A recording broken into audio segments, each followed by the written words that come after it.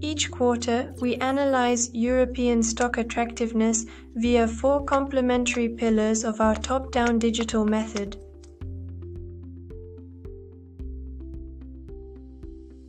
The first pillar focuses on economic growth momentum.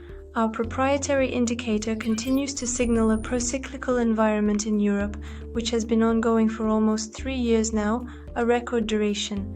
Against this backdrop, economists' top-down consensus is raising its GDP growth forecast for the Eurozone.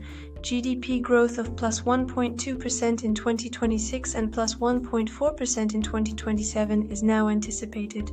The situation is different in the United States, where economic momentum remains under pressure due to political decisions aimed at forcing the Fed to lower interest rates. This appears to be working, as the Fed has announced 3 0.25% cuts of the US Fed fund rate since last September.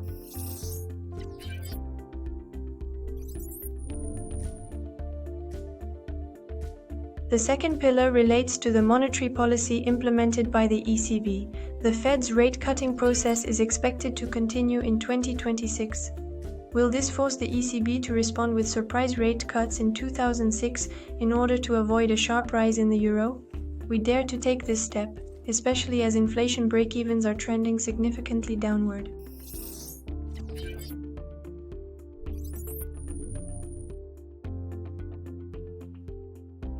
The third pillar of our analysis focuses on valuations. The year 2025 has been marked by a powerful process of fundamental normalization, which has been favorable to Europe and more particularly to the value segments of the market. The easing of the risk premium has been spectacular and signals a slight overvaluation not seen since 2008.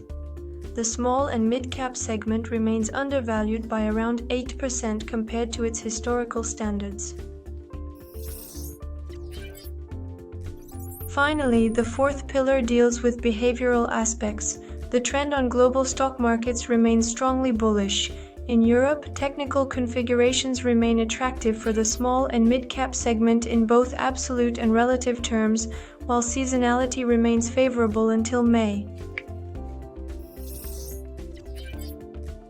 After a rise of more than 60% in European stock markets over the past 3 years, it may seem legitimate to question the sustainability of the current stock market rally. Our economic momentum indicator has been slowing down recently but continues to signal a favorable environment for equities, for now.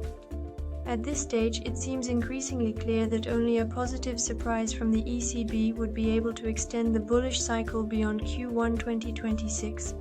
The Fed's return to a cycle of rate cuts and lower inflation expectations could be the catalyst for this, while valuations show no excesses in Europe and even an undervaluation of small and mid-cap segments.